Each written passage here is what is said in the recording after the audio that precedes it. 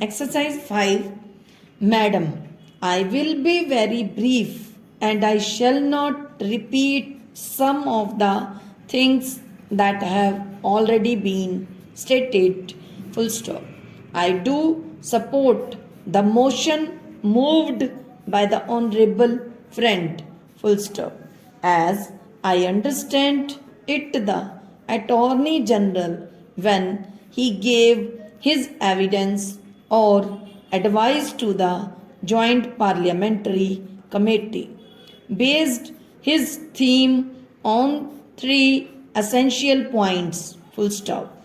One is that you cannot prove the negative, that the non existence of middlemen or agent or whatever, despite the fact of the payment of rupees 64 crores as a condition precedent to the contract, which he had not actually seen. Therefore, the condition precedent to a contract which he had not examined and which the JPC also had not examined was sufficient ground to say that you cannot ask to prove the negative.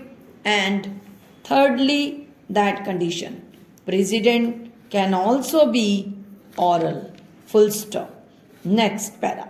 These were largely the three essential points which raise questions which I believe only the Attorney General can answer, because the legal experts and the Treasury benches would suppress their expertise and would rather come out with partisan accepts of that which is unsustainable.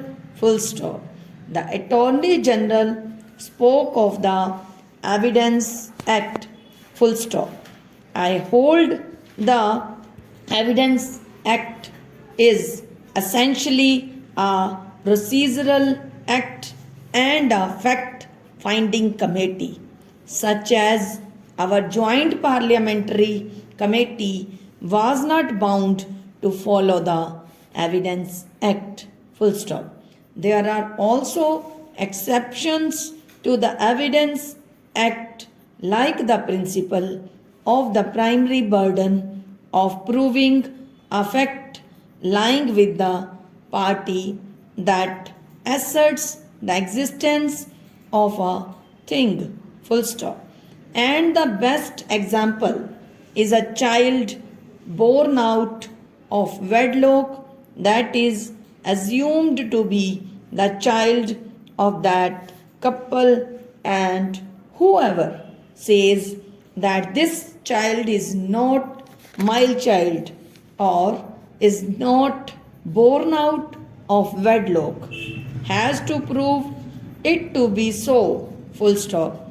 Here the Evidence Act is asking you to prove the negative.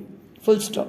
The responsibility of proving the negative lies on whoever makes the assertion. Full stop.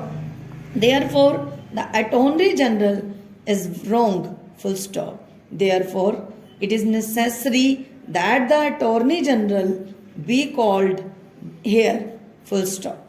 Finally, I believe there are other constitutional requirements which make it necessary. Full stop. Here is Article 299 of the Constitution of India, because this is related to the Attorney General giving advice that the condition precedent could be oral. Full stop. It can be oral in respect of non-government contracts only. Full stop. Finally, under section 92, in fact, the Evidence Act excludes oral evidence. Full stop. Thank you.